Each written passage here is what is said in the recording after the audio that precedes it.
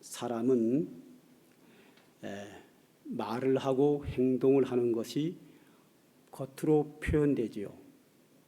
그런데 말과 행동은 보이지 않는 그의 마음 속에 있는 것이 말과 행동으로 겉으로 표현되는 겁니다.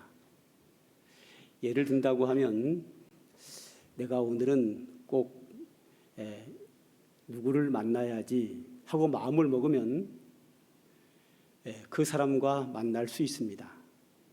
그 사람과 만나러 가다가 에이, 그 사람 별로 마음에 안 드네. 내가 귀찮은데 갈 필요 있나? 안 가. 라는 마음을 먹는 순간 가다가 돌아오게 되어 있습니다. 직장 생활하는 분들이 오늘도 내가 일을 나가야 되나? 나가기 싫다. 이렇게 마음을 먹으면 그날 직장 빠지는 겁니다. 그러나 나가기 정말 싫지만 그래도 나가야지, 내가 직장에서 내가 할 일이 있는데 하여 억지로라도 나가면 나가게 되는 겁니다. 이렇게 사람은 자기가 마음 먹은 대로 말하게 되고 행동하게 되어 있습니다. 그런데 그 사람이 마음속에 그 마음을, 선한 마음을 가져야지, 그 마음이 삐뚤어지거나 선하지 못한 마음을 갖게 되면 그의 삶이 올바른 삶을 살지 못합니다. 그런데 사람의 마음은 아주 선한 마음이 없고 이렇게 악한 마음이 있는데, 사람들에게 잘 보이기 위해서 선한 말을 하고 선한 행동을 하게 되면 그것을 갖다가 외식이라고 합니다. 마음은 그렇지 않은데 억지로 남에게 보이기 위해서 근사한 말을 하고 근사한 행동을 하는 것을 외식이라고 합니다. 예수님께서 이 땅에 계실 때 특별히 서기관들과 바리새인들이, 사두개인들이 본인의 마음속에는 사람들을 구제하고 도와줄 마음이 없는데, 내가 사람을 구제하는 착한 사람으로 보기 위해서, 보여주기 위해서 길 사거리에서 물건을 나눠주는 그 모습을 보고 예수님이 아주 크게 책망하셨습니다. 외식하는 자들이여, 별로 그렇게 기도하고 싶은 생각은 없는데 사람들에게 나 기도 많이 하는 사람이야 라는 안 좋은 마음을 가지고 기도하는 모습을 보고 예수님께서 그들을 책망하기에, 너희들은 기도할 때 사람에게 보이려고 하지 마라. 골방에 들어가서 네 하나님 앞에서 진실한 기도를 하라고 말씀하신 거예요. 그렇기 때문에 마음은 그렇지 않은데 사람들에게 보여주기 위해서 선한 척, 선한 말을 하고 행동을 하는 것을 외식이라고 하는 거예요. 그래서 결론적으로 예수님은 마태복음 23장 26절에 눈먼 바리새인이여, 너는 먼저 안을 깨끗이 하라. 그리하면 겉도 깨끗하리라. 이 말씀은 말과 행동을 억지로 사람들에게 보여주기 위해서 선한 척하지 말고 네 마음속에 삐뚤어진 마음을 깨끗하게 선하게 바꾸라는 거예요. 내 마음을 바꾸면 자연스럽게 선한 말, 의로운 말, 선한 행동, 의로운 행동을 자연스럽게 하게 되는 거죠. 이것이 바로 변화된 성도의 모습이 될 수 있는 겁니다. 오늘은 이 누가복음 15장에 나오는 이 본문은 우리가 극히 잘 알고 있는 돌아온 아들에 대한 이야기입니다. 너무 잘 알죠. 그래서 제가 많이 설명하지 않아도 그냥 읽기만 해도 이해가 되기 때문에 좀 길게 읽었습니다. 우리가 잘 아는, 극히 잘 아는, 너무 잘 아는 내용이지만 오늘은 좀 포커스를, 여기 작은 아들이 나오고 아버지가 나오고 둘째 아들이 나오는데 이들의 행동도 물론 중요하지만 이 세 분의 그 마음이 어떤 마음인가, 어떤 마음을 가지고 어떻게 행동이 나타났는가를 좀 봄으로 말미암아 우리의 마음을 새로운 마음으로 좀 변화시켰으면 얼마나 좋을까 하는 기대를 가지고 좀 성경을 좀 봤으면 좋겠습니다. 먼저 이 아버지에게는 두 아들이 있었는데 둘째 아들의 이야기입니다. 여러분이 잘 아는 이야기지만 제가 좀 이야기를 한 번 더 하겠습니다. 이 아버지에게는 큰 아들, 작은 아들이 있었는데 둘째 작은 아들이 아버지에게 요청을 합니다. 아버지, 우리 형제가 어차피 아버지에게 유산을 물려받게 되는데 지금 주세요 하고 졸랐습니다. 아들의 강청에 의해서 아버지는 그의 재산을 둘로 나누어서 큰아들과 작은아들에게 나누어 줬습니다. 유산을 나누어 주니까 이제 그 둘째 아들의 것이 됐습니다.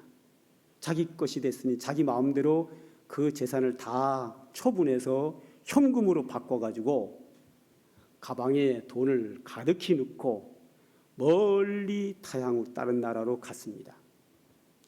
자, 돈 많겠다. 아버지가 잔소리 안 하겠다. 자유, 불행 끝, 행복 시작. 누구도 나를 간섭하는 자도 없고 내 마음대로 살 수 있고 나에게는 돈이 엄청나게 많고 내 마음대로 살자. 돈 많고 마음대로 살면 하는 일이 뭐밖에 없는가 하면 흥청망청 쓰면서 타락한 생활밖에는 없습니다. 돈 많고 원하는 대로 사는 일은 죄 짓는 일밖에 없습니다. 이 둘째 아들이 타향에 가서 마음에 원하는 대로 마구 쾌락을 누리면서 그 돈을 다 허비했습니다. 자, 사람은 돈 떨어지면 할 수 있는 게 아무것도 없습니다. 돈이 떨어졌습니다. 갈 곳이 없습니다. 그래서 어느 집에 종으로 일하게 됐습니다. 그런데 그 해에 그 나라에 크게 흉년이 들어서 주인은 이 종에게 당연히 인건비를 주지 않았지만 먹을 것도 주지 않았습니다. 흉년이 들므로 말미암아 종에게 줄 음식이 없었습니다. 그래서 이 둘째 아들은 돼지가 먹는 음식을 먹으려고 했지만 먹을 수가 없는 크게 굶주리며 굶어 죽게 되었습니다. 너무 배가 고픈 상황에서 그는 아버지가 생각이 났습니다. 아버지 집에 있는 종들은 실컷 먹는데 나는 여기서 굶어 죽는구나. 내가 아버지께로 돌아가리라. 그러나 아버지에게 내가 체면이 서지 않으니 아버지께 돌아가서 내가 말하리라. 아버지, 나는 하늘과 아버지께 죄를 얻었사오니 나는 이제 이 집의 종입니다. 이렇게 생각을 하고 집으로 돌아갑니다. 이 둘째 아들의 마음은 이 이야기는 예수님이 비유로 하신 말씀인데 이 둘째 아들은 누구를 비유하는가 하면 그 당시에 이방인들과 죄인들을 비유합니다. 이방인들과 죄인들.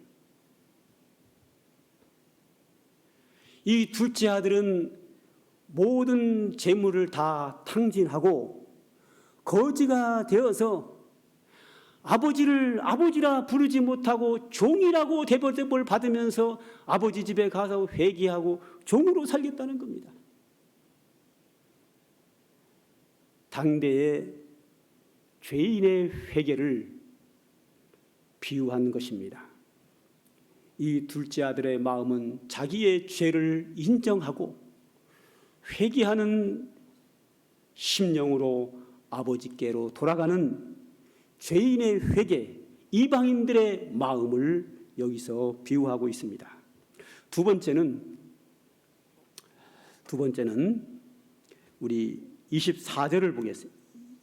20절과 24절까지 좀 길게 읽겠습니다. 자, 시작. 이에 일어나 아버지께로 돌아가니라.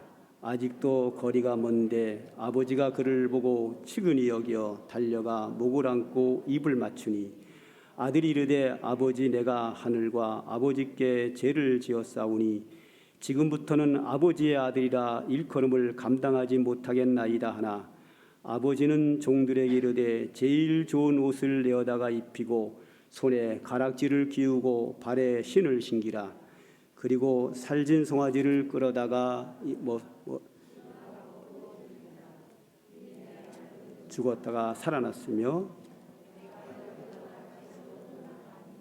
그들이 아멘. 자, 이 아버지의 마음이 두 번째로 나오는데, 자, 아들이 이제 거지가 되어서 회개하는 마음으로 아버지에게로 돌아갑니다. 아버지가 멀리 보니까 저 멀리서 아들이 거지가 돼서 돌아오는 거예요. 그 모습을 본 아버지는 힘차게 달려가서 그 아들을 끌어안았습니다. 그랬더니 아들이 하는 말이 아버지, 나는 하늘과 아버지께 죄를 지은 죄인입니다. 그러므로 나는 아들이 아니라 종입니다. 이렇게 얘기를 합니다. 그런데 아버지는 이 아들의 말을 완전히 무시합니다. 사람이 사람의 말을 무시할 때 언제 무시하죠? 말 같지도 않은 이야기를 할 때 무시합니다. 그러면 그러잖아요. 너가 나를 무시하면 내 말이 말 같지 않아 왜 무시해? 말 같지 않은 말을 하면 그 말을 무시하는 겁니다. 지금 이 아들이 아버지에게 하는 말이 뭐냐면 아버지 내가 하늘과 아버지께 죄를 지었사오니 나는 이 집의 종입니다. 이렇게 말을 했고 거기에 대한 아버지는 아무 말대꾸를 하지 않아요. 이유가 뭐죠? 말 같지 않은 말이기 때문에. 말 같지 않은 말을 하면 그 말을 사람들은 무시하게 되어 있습니다. 아버지는 이 아들의 말을 완전히 무시합니다. 왜 무시하느냐고요? 그 무시하는 이유가 뭔가 하면 20절 한번 보죠. 이에 일어나서 아버지께로 돌아가니라. 아직도 거리가 먼데 아버지가 그를 보고 측은히 여겨 달려가 목을 안고 입을 맞추니. 여기서 보면 아버지의 마음은 어떤 마음인가 하면 측은히 여겨. 제가 자주 강조하는 게 있죠. 하나님이 우리를 사랑하신다 할 때 그 사랑 안에 가장 먼저 발동하는 하나님의 마음이 뭐냐면 긍휼히 여기심입니다. 성경에 보면 하나님이 누구의 죄를 용서할 때 그를 가장 먼저 발동하는 하나님의 마음은 불쌍히 여기사. 할렐루야. 우리 어떤 잘난 모습을 보고 하나님 우리를 사랑하는 게 아니라 죄짓고 망하고 저주받고 재앙받는 그 사람을 불쌍히 여기사 그에게 하나님의 은혜와 사랑이 나타나는 거예요. 여기 지금 아버지가 거지가 되어 돌아온 아들을 보니까 가장 먼저 발동한 마음이 뭐냐면 불쌍히 여기는 거예요. 측은히 여기는 거예요. 아버지는 아들이 돌아온 것을 불쌍히 여기고 있는데 아들이 하는 말이 아버지 내가 하늘과 아버지께 죄를 지었사오니 나는 이 집의 종입니다. 그러니까 말 같지도 않은 소리 하는 거죠. 그러니까 완전히 무시하죠. 어떻게 사랑하는 아들이 돌아왔는데 그 아들이 고생하고 돌아와서 불쌍한데 어찌 그 아들을 종으로 쓰겠습니까? 말도 안 되는 얘기죠. 아들의 마음은 체면이 안 쓰니까 회개하는 마음으로 돌아왔지만 종으로 인정해달라는 말을 아버지는 완전히 무시하는 거예요. 왜? 불쌍히 여기사, 측은히 여겨. 그리고 바로 나타난 행동이 뭐냐면 종들을 불러 이르되 내 아들에게, 종에게가 아니라 종에게 명령하기를 내 아들에게 새 옷을 입혀라. 새 신발을 신겨라. 아름다운 반지를 그 손에 끼워주라. 그리고 송아지 잡아 마을 사람들 초청에다가 잔치해라. 내 아들이 살아서 돌아왔다. 할렐루야. 아들의 요청은 뭐냐면 나는 죄인이므로 이 집에 품꾼의 하나로 써주소서.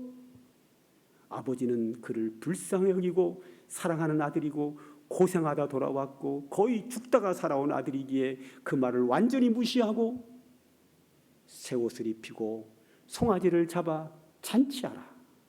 이게 죄인이 회개하고 돌아올 때 하나님 아버지의 마음이라고 오늘 예수님이 비유로 표현하고 계시는 겁니다. 하나님의 마음은 죄인이 회개하고 돌아올 때 그를 불쌍히 여겨서 사랑하시고 기뻐하는 하나님의 마음이 여기에 포함되어 있습니다. 그 다음에 또 하나 볼까요? 30절입니다. 다 같이 읽겠습니다. 시작. 아버지의 살림을 창녀들과 함께 삼켜버린 이 아들이 돌아오매 이를 위하여 살진 송아지를 잡으셨나이다. 자, 이 말에는 큰아들의 마음이 잘 나타나 있습니다. 아버지는 아들을 불쌍히 여겨 사랑하는 아들이 돌아왔기에 좋은 옷을 입히고 사람들을 모아놓고 악기를 연주하며 춤추며 잔치를 합니다. 그런데 큰아들이 밭에 나가서 하루 종일 일을 하다가 집에 저녁이 돼서 돌아오는데 저쪽에 자기 집이 있는데 막 음악이 나오고 막 춤추고 노래하고 막 잔치가 베풀어진 거예요. 아니 이게 웬일일까? 오늘 내 생일도 아닌데, 그렇다고 우리 아버지 생일도 아니고 명절도 아니고 오늘 아침까지 우리 집에 잔치한다는 말 전혀 없었는데 아침에 나가서 일하고 저녁에 돌아오려고 보니까 자기 집에 잔치를 하는 거예요. 전혀 계획하지 못하고 전혀 예상하지 못한 잔치가 이루어진 거예요. 이게 뭔 일이지? 너무 신기해가지고 너무 이상해가지고 큰아들은 종을 불렀습니다. 너 이리 와봐. 우리 집에 무슨 일이 일어난 거야? 갑자기 웬 잔치야? 그때 종이 다 보고를 합니다. 여차여차해서 작은 아들이 돌아왔고 이렇게 해서 잔치를 하고 있는 겁니다.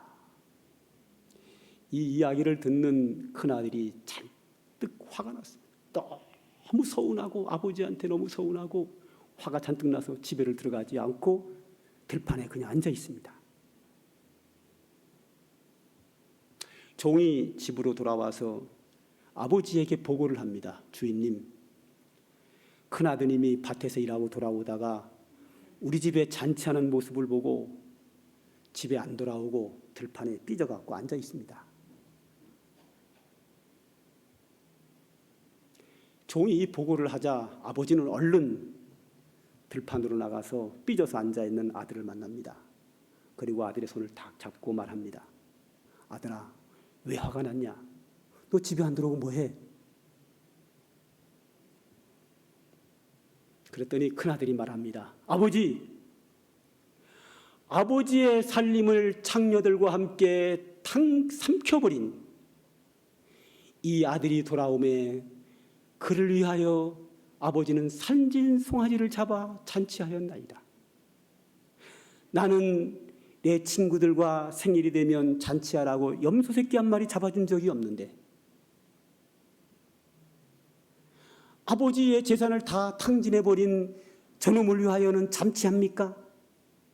이럴 수 있습니까? 하고 항의를 합니다.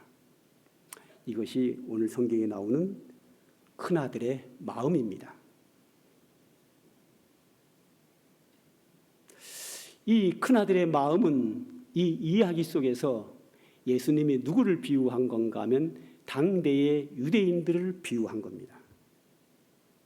하나님을 섬기고 있는 우리 성도들을 비유한다 그러면 좋겠습니다.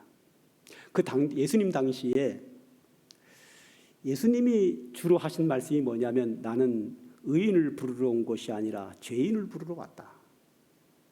나는 잃어버린 자를 찾아 구원하러 왔다 하시면서 주로 유대인들이 인간 취급을 하지 않는 세리, 창녀, 이방인, 사마리아인, 당대에 가장 악하고 더럽다고 취급받는 사람들을 예수님이 찾아다니면서 그들과 함께 먹고 마시며 그들에게 복음을 전하여 하나님의 자녀로 돌아오도록 회개운동을 벌이셨어요. 거기에 대하여 유대인들이 아주 크게 불만을 했어요.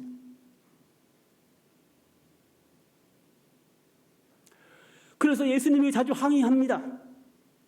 선생님, 어찌하여 죄인들과 함께 먹고 마십니까?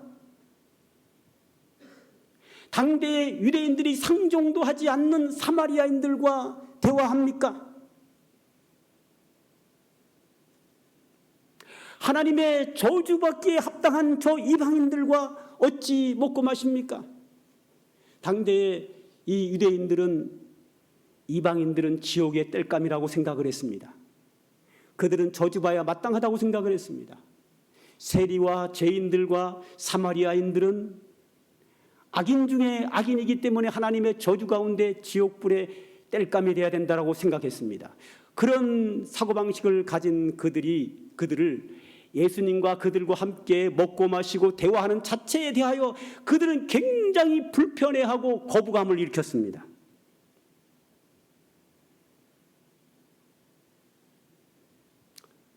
바로 큰아들의 마음입니다. 큰아들은 어려서부터 아버지와 함께 아버지를 위해서 열심히 일한 것밖에 없는데 저놈은 아버지의 재산을 다 창기와 함께 탕진해버리고 거지가 되어서 돌아왔는데 저를 위하여 잔치하나이까? 이것이 당대의 유대인들의 사고방식입니다. 그런 큰아들에게 아버지는 큰아들의 손을 잡고 권면합니다. 한번 31절, 32절을 좀 보겠습니다. 시작. 아버지가 이르되 예 너는 항상 나와 함께 있으니 내 것이 다 내 것이로되 이 내 동생은 죽었다가 살아났으며 내가 잃었다가 얻었기로 우리가 즐거워하고 기뻐하는 것이 마땅하다 하니라. 아멘. 아버지가 아들의 손을 딱 잡고 말씀하십니다. 아들아, 너는 어려서부터 나와 같이 살지 않았느냐? 내가 잠자는 곳에 너와 함께 잤고 너와 함께 일했고 너와 함께 밥도 먹지 않았느냐? 그러므로 내 것이 네 거고 네 것이 내 거고 우리 함께 행복하게 살지 않았느냐? 그러나 저놈 네 동생을 봐라. 쟤는 내 곁을 떠나면서 나의 사랑을 전혀 받지 못했느니라. 너는 나와 함께 이 좋은 집에 같이 살 때에 그는 잘 곳이 없어서 여기저기를 헤매고 다녔다. 너와 나는 좋은 옷을 입을 때 그는 헐벗었느니라. 너는 나와 함께 더불어 맛있는 음식을 배부르게 먹었지만 쟤는 거의 굶다가 거의 죽은 자 가운데서 돌아온 것과 마찬가지로 삐쩍 말라가지고 거지가 돼서 돌아왔느니라. 네 동생은 죽었다가 돌아온 거나 마찬가지야. 그러니 어쩌겠느냐? 나의 혜택을 많이 받고 나와 함께 산 너와 내가 함께 네 동생을 환영하고 받아들여야 되지 않겠냐?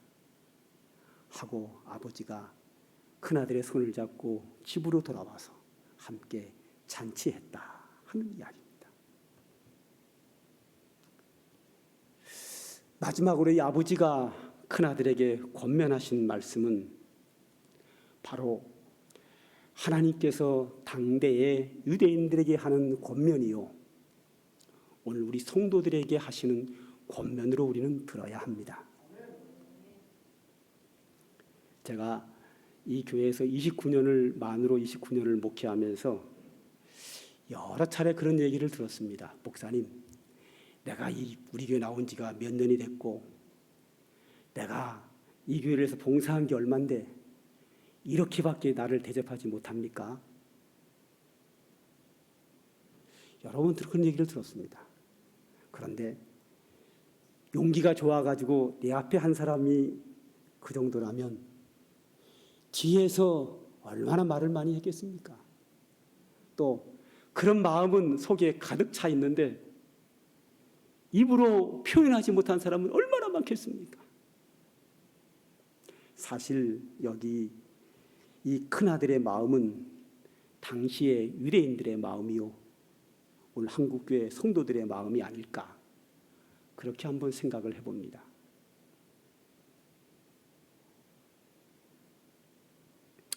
처음에 교회 나올 때는 은혜 받으려고 나옵니다. 그러나 교회 나오면서 1년, 5년, 10년, 20년의 세월이 흐르고 집사, 권사, 장로, 목사 직분이 올라가고 이것저것 직분을 맡아서 봉사하고 일하다 보면 어느새 나도 모르게 내 마음속에 내가 이 교회에서 이만큼 한 일이 있는데 나는 이 교회에서 이 정도의 권리 행사를 해야 된다라고 하는 사고방식을 가지고 있습니다.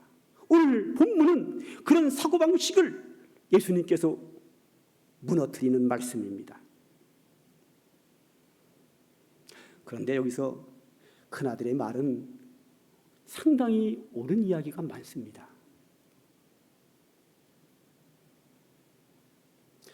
아버지 집에서 어려서부터 속 한 번 안 새기고 성인이 되도록 일하는 큰아들,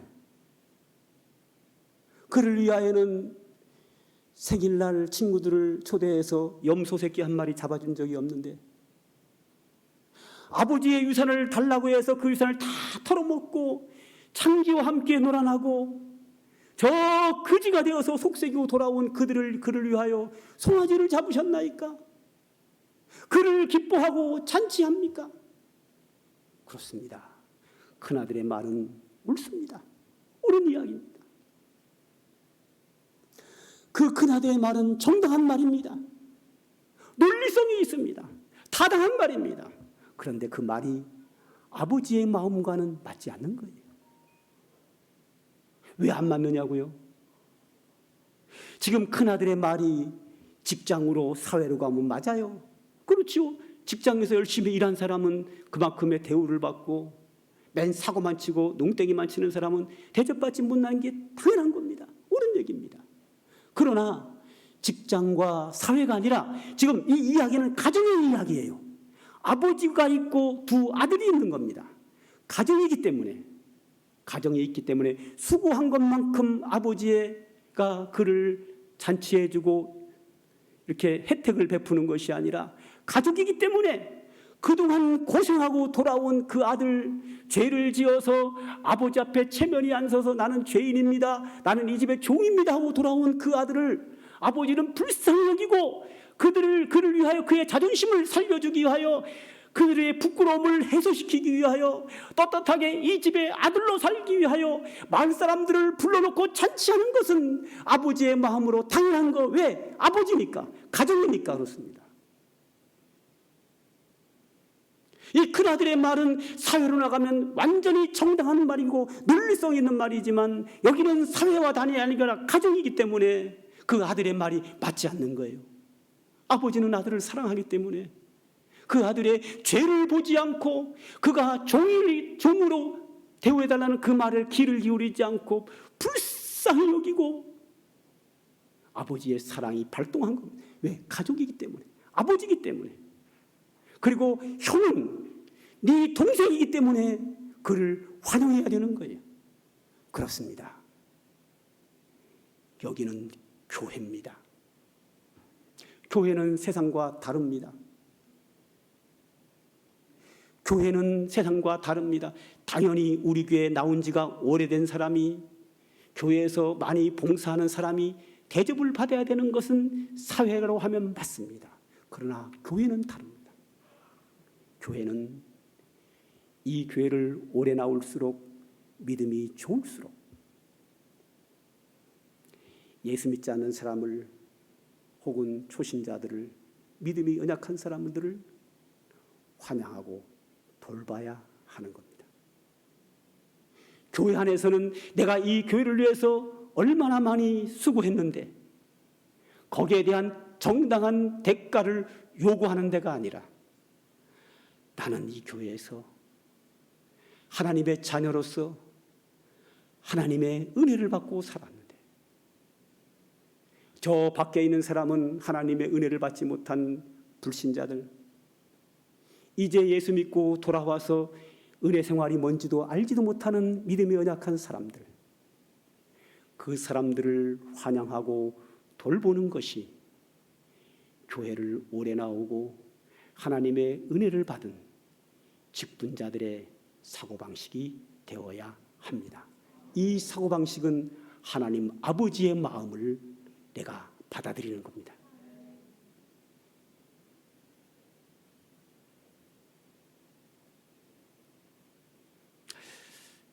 이 교회에서 많은 분들이 헌신하고 봉사하셨습니다. 그런데 그것만 있는 게 아니고 하나님의 은혜도 많이 받았습니다. 은혜 받았으니까 헌신하고 믿음이 성장하고 봉사하는 거 아니겠어요?